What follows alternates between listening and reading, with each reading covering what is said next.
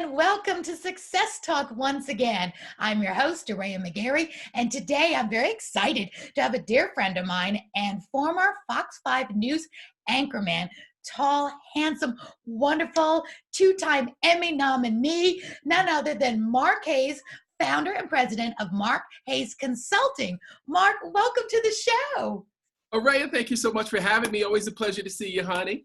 It's such a pleasure to have you here. Such a pleasure. I remember I met you at our Emmy Awards Christmas party, and you walked in. That's how I always remember you. There's that tall, handsome Fox News anchor. I'm like, we know him. And we just started talking, been friends ever since. Absolutely. And it's funny, too, because people who've never met me are always surprised. They're like, I never imagined you'd be this tall. It's the box. It shrinks me. You make an entrance. It's wonderful. But you're so down to earth and you're so approachable and so kind that you're fast friends with everybody at the party. And I'm so glad we did connect because we've done a lot of cool things since then. And one thing you and I are about to do, which I'm going to start off with, is we're about to be TEDx speakers. And your story is quite compelling. So tell me a little bit about what it means to be. We were going to be a TEDx speaker this month, but it got pushed off to the fall. But that's another story, like we were saying. Yeah. But being selected as a TEDx speaker is a big honor. Tell us about that, and then we're going to backtrack a little bit about your success in the news. Yeah, it was one of my major goals for 2020. I had it on my to-do list, and I was fighting, filling out applications everywhere, all over the country, and I really wanted to share my story. As I've said to you before, I have two boys. One of them incredibly successful, a pro athlete, and my other one is also incredibly successful, college graduate, served in the U.S. Navy on the USS Enterprise, and now sits in a Georgia prison. So as a parent, we all know the pain and struggle that we go through. And I just thought it would be great to share with the world, because that's what TEDx is all about, sharing an idea with the world, that it's okay to give ourselves a break. We're so hard on ourselves being parents. And for years when my son got in trouble, I said, what did I do wrong? What could I have done better? Yeah. What did I miss? What did I not see? And finally, there was this awakening, if you will, or rebirth that came across, and it just said, you know what? You did the best you could with what you know. Your other guy's doing okay. He's really focused, really disciplined, really talented, really personable, just like my other guy. But the decision-making process in the two men are dramatically different at the time. So I thought it was important to share with parents who are when I talk to my friends, you and I talk, we beat ourselves up about trying to give our kids, the very best so they can be successful too. That's all we want. Exactly. We just want to see our children flourish. But, sometimes they've got a mind of their own. And Sometimes. All the time. Right. And they wander off down the unbeaten path, if you will. And it's okay. We've got to let them be who they are, good, bad, or ugly, and give ourselves the opportunity to say, you know what, we did the best we could with what we had and what we knew. And although it may not have turned out like we wanted it to, they're still our kids. We still love them. Absolutely. We still cheer for them, we still push for them, and we still support them no matter what. Absolutely. And Mark, it's such an important story for you to get out to. I'm so glad you're brave enough to do this because you're not alone. I'm sure there's millions of parents who've been through this and they'll never talk about it, but you've got the right platform. You've got the right heart to say, no, I need to talk about this because you're used to talking about news and good news and bad news. But I think it really hits home because gosh, yesterday was just Mother's Day. There isn't a mother or a father that's living that hasn't ever felt like, oh, I could have done something better. It shows we all have our own mind. We're all going to make our own choice and mistakes. So good for you for taking that guilt off the parents, saying, absolutely. And it's different. You and I are a little more seasoned, if I could say that we're older, but we're the kinds of influences that these young people are dealing with now too. We didn't have to compete with 200 TV stations and the internet and the phone and the iPad and, the different kinds of influences that are in their ecosystem on a daily basis. Sure. The music has changed. The entertainment has changed. And so much of our value system has changed. Hmm. So you may be instilling in your kids the very best values that you could possibly ever think of, but their friends and their circle Hmm. may have a much stronger influence and a much Might, yeah. different, right, and a much different idea of what's acceptable. You know, it's funny you said that because nowadays, remember in the old days, we used to be able to, go to your room and you'd be in your Yeah. room, you'd be alone. Well, now when they go to the room, they're not alone anymore. Oh The no. whole world is on that cell phone. Let's take the cell phone away. But with Right. teenagers, it's a little harder to do. I mean, let's Exactly. be real. You can, yes, of course. But they could turn on the TV. They could turn on anything and have the world at their fingertips. And yes, you can turn it all off, but realistically, it's going to be turned on at some point. Again, like you said, even if they didn't have a phone, a friend has a phone. That we just have access to so much more. It really wasn't even going to go into this conversation, but for some reason we needed to. It's meant to be because they have access to I don't want to say it like YouTube's on suicide and things that we didn't even know. We knew they existed, but it's like right in front of our teens and our middle schoolers that yeah, it's kind of you think parents don't have a chance, but we still do. Right. But we Right. got to be just really more savvy now and just do everything we can. But they're going to be able to make different decisions than any of the other generations before because we weren't making these decisions. We didn't have these choices. Right. Right. Well, now we've talked about some parenting success, which is very important in my success talk show. Talk about all types of success.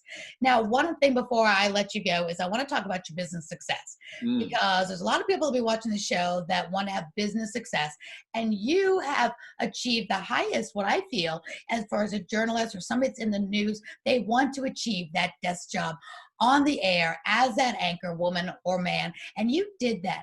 Can you give any of us advice on some of the good choices or things that happen to get you to that position that is very coveted? Yeah. Array, as I think about it, I have to go back to the beginning and to the foundation. Number one, I grew up in Metro New York City, so I watched some of the very best. Yeah. And I'm partial to New York City newscasters, but I got to watch some of the very best: Ernie Anastas, Reggie Harris, Chuck Scarborough. I mean, guys that were just legends. Bill Buell, just legends in the industry. And I was enamored with the news from an early age. I started watching news probably in the early '70s as a 6, 7 year old. Oh my So gosh. yeah, so I mean, I loved the storytelling aspect of it. I loved the presentation aspect of it, but I also, at that time, loved the regalness of it. And there was kind of this nature about it that was just like, okay, this person is our credible source for information, and he has earned that distinction. And so watching them, and then I met Reggie Harris from WCBS years and years ago, and he gave me a tour and he introduced me to the WCBS team, and I was just blown away. And I just graduated college, and I said, what does it take, to get to this position? And he said, first you got to listen, and you have to learn how to accept constructive criticism and build on it. You're not going to be good. A lot of kids come out of college, they think they're going to get that desk job immediately. It doesn't happen like that. It's an arduous process, and you want to take your time because you want to make your mistakes early, Mhm. right? And get those mistakes out of the way. So when you get to a Baltimore, as I did, or you get to a Denver, you're seasoned and you're ready to go, and you can handle almost anything. What And got you seasoned? it was all about, number one, practicing on my own, but number two, starting off in a small market. I worked in Albany, Georgia, Albany, down below the gnat line. And then I worked in Rochester, New York. And those were places that got me ready for good stories, learning how to tell stories, learning how to write under pressure, under deadline pressure. The news starts at 6 o'clock, no matter what. Yes, exactly. The big hands on 12, we're on, we're Did hot. you work in the We're field? not ready. Yeah. I know, really. That's Oh, a good. It yeah. does teach you time management because you're on deadline. Yeah. So that's high stress, high pressure. But did Yeah. you start out in the field as an investigative reporter first? Absolutely. I was a reporter. I covered everything: car accidents, snowstorms, Mhm. you name it, fires, kidnappings, police stories. I covered it all. And that rounded approach is what helped me get ready, because all that experience helps you get to the desk. because you're not afraid of anything. And then you have a working knowledge. So if you're doing breaking news and you understand kind of how the press conferences work, you're able to bring the viewer on that journey with you in your coverage and give that coverage some depth. And if you watch, the very best now are able to do that. You kind of feel like you're there. So it's important to go up the ranks like that. Very important. Like any job, like we're talking about, you're in the news business, but for any career, moving up from the mailroom, like should we say, although it matters, because then you really know the lay of the land and appreciate it.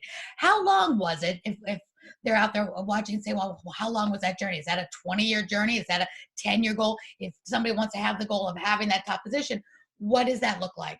Yeah. So it took me 6 years to get a main anchor position in a top 10 market. So I became the 5 p.m. news anchor in Detroit, WXYZ, after I had been in the business reporting for 6 years, going on my 7th year. Is that average, or was that considered fast? Because I'm thinking that's kind of fast. I think it was kind of fast. I've seen people do it in 3 or 4, but they've been exceptional, you know, and there was a different standard. Remember, the business has changed quite a bit, you know, from 30 years ago when I first started. So it was pretty quick and it was pretty rapid, but I never stopped working at it. Even when I was an anchor in Baltimore, I would go home, I would take scripts home with me, I would read the scripts, I would practice ad-libbing, I would stand in the mirror with the brush.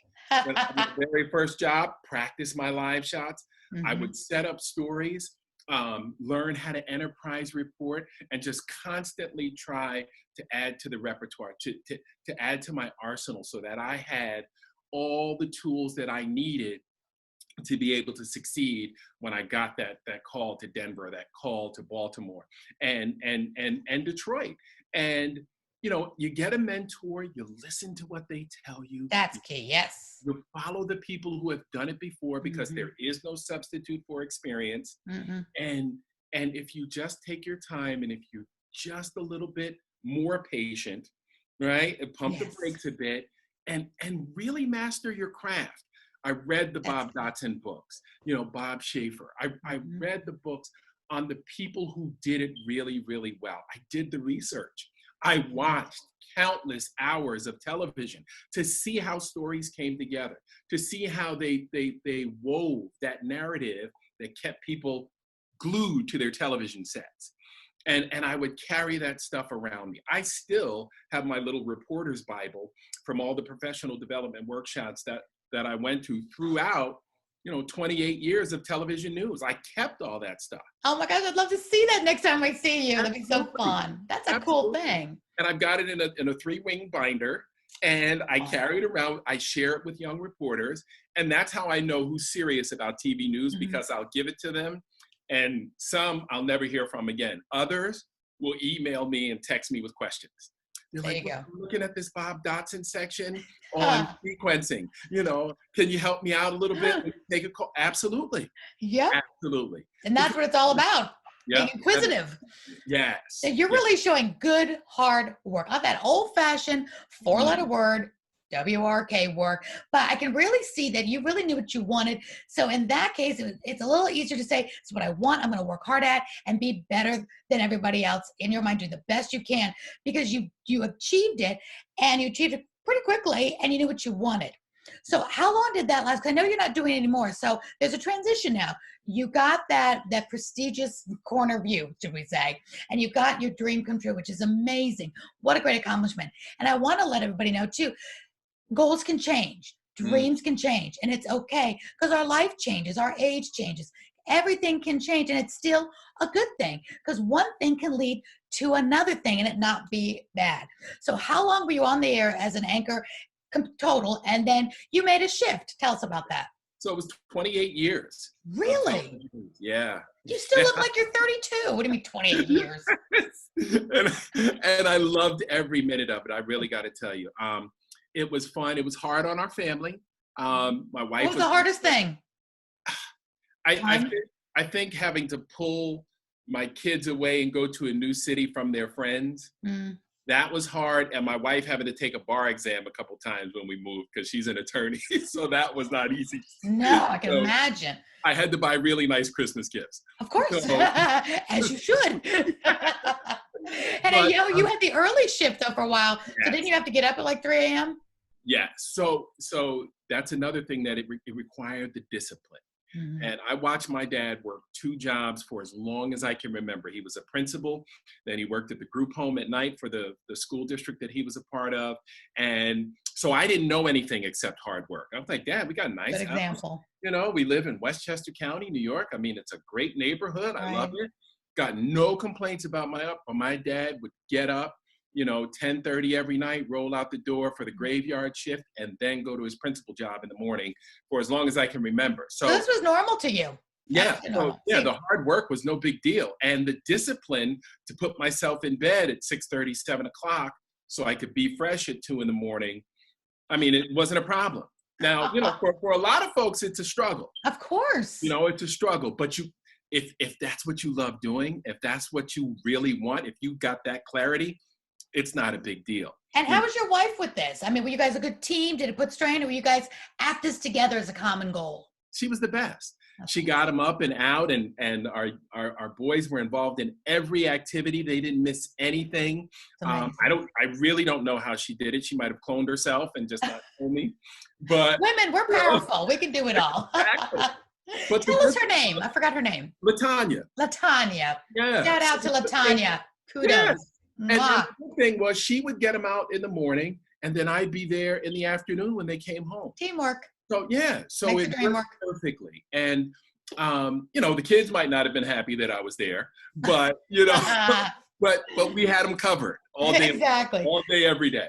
So it ran its course, and I want to point this out. You were able to achieve your dream. Hard work. You caught this work ethic from your dad. That's great. But people can still learn it if they weren't brought up in the same household. They can still get it. Work hard. You got your dream.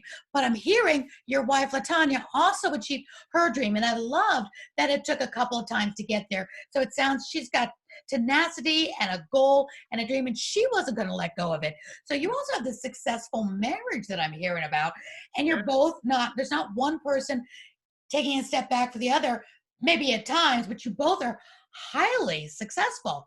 So Yeah. that's an accomplishment in itself. So is there a trick there too? She's amazing. Well, we listened to each other. We listened Okay. to what each other wanted. And we knew that because we know each other, we knew that neither one of us was going to compromise. So while I was working in Denver, she was doing law school. And she finished in 2.5 years with 2 kids. So that tells you how amazing she is. No kidding. And she was super Wow. focused, worked super hard, knew what she wanted to do, and For was her. not going to waver. And it just happened to work out. We had some luck along the way. Yes. She got into the great law school at the University of Colorado, and we just made it work. I think the only luck part you guys probably had is that you were able to be in the same city at the same time, like both be able to go to Atlanta. Because I can see how both of those careers could easily go awry as far as you Yes. getting the dream anchor job in Atlanta and her getting a dream job somewhere else. Those are always tough decisions, but you're both in the same city. And so that's great. So Yeah. now you're making that transition. So now a very exciting transition as we close out. You have your own business. So tell us about that transition and what really made that happen. Yeah, I was preparing for life after TV. Unfortunately, it's one of those businesses where you can't do it forever. It's like a pro athlete. You kind of run your course, and then you kind of decide, well, do I want to go to a smaller city, or do I want to stay where I am? And we wanted to stay put. So we came back to Atlanta after I'd been to Dallas and Cincinnati, and we just wanted our roots here. We got spoiled in Atlanta. We loved Atlanta. So we came back.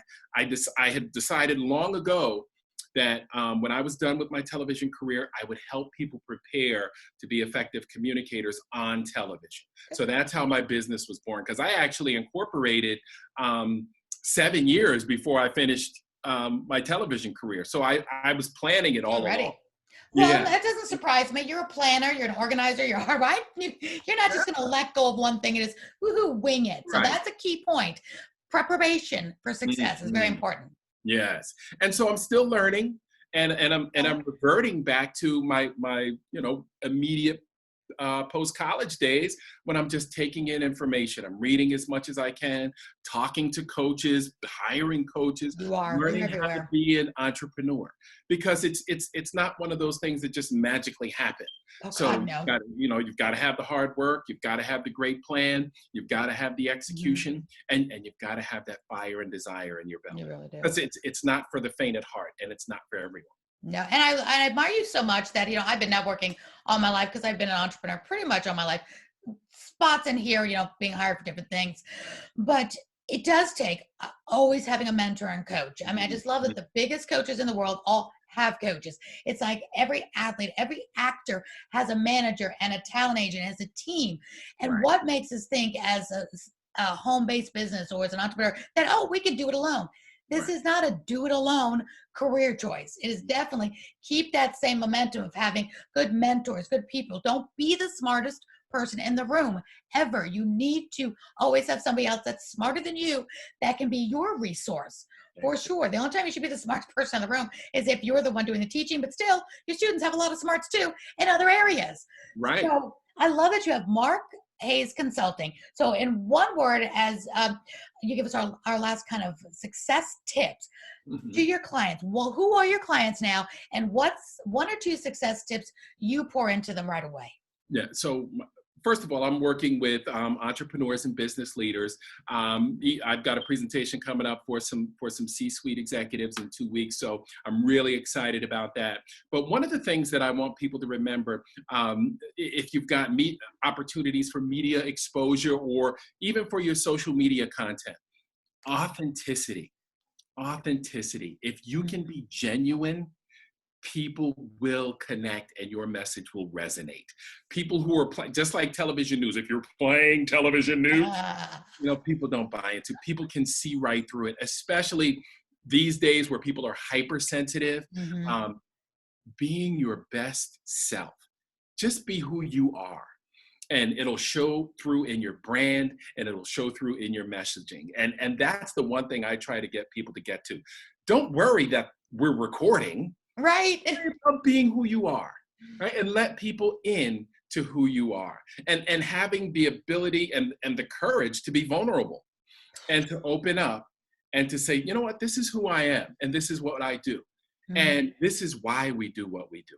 And now you've got people's attention because they feel that authentic nature about you and they'll come back for more. And They so really will. authenticity is to me it's the key. And especially now, I know we are in this pandemic and quarantine, and we're seeing so much coming right out of home with no makeup, no hair done. God knows nobody's been getting their hair and nails done these days, and it's fun. I'm really enjoying TV now more than ever because it's even more real. We Yeah. don't have the fancy studios, and there are coming on as they are. And I've always told people I enjoyed the same marketing strategy of lead people by your story because Mhm. we all can do. There can be 100 people in the room that all do the same thing relatively, but they all have a different story, a different experience, a different life that comes to the table. And that's what attracts the right clients to us is we can all teach on, let's say, a media or how to be on TV, but we all come with a different approach because of our story. And if people don't know our story first and where we come from, it's hard to pick the right coaches and the right mentors. So I think you're saying what is so prevalent that if we don't let people know what our story is, why they should hire us, then you're doing them a disservice. You're just another one in the can that does something. I Right. think that's Right. great, and I hope this show really helps people get to know you even more because you're going to resonate even on a more personal level. Because I didn't even Oh, mean to thank you. start out with the personal part of parenting, but I always believe that God brings out the right conversations on every show because I do want people to get to know people that I know, Yeah. and that's why they take the next step because I really enjoyed you or enjoy just who you are first. Now it's like, okay, now what do you do? Now they're Right. even more open to that. Right. So, Right. And oh, don't underestimate the power of prayer. It works. amen. It Yes, it works. does. Yes, it does. I know a lot more people are praying these days than ever before, Yes, as they indeed. should. So we're praying for everyone's safety, for this whole situation. And Mark, thank you so much. You are always in my prayers and your sons, and I'm so Thank you. excited for your family. Give your wife Wife of the Year, Mother of the Year. Big hugs from all of us. And just congratulations for just working hard together. You're more than just a successful business entrepreneur, husband, anchorman, father, everything, and Thank you. successful marriage. I'm gonna have to have you both come back and talk about the successful marriage. I think now, coming out of this quarantine, we're gonna need more of that coming up. Oh yeah. So Oh yeah. uh, Absolutely. that'll be a topic for sure. We can We'd make it. We love can to. make it. We'd love to. Thank you, Mark. I love you dearly. Can't wait to see you Love on you the back, TEDx honey. stage, sharing that. You're Woohoo! fabulous. Yay! Stay safe. Thank Have a you. great one. You all have a great, great day, great week. And remember to earn more so you can live more, so you can give more. Thank you so much for being with me. Until next time, see you then. Bye.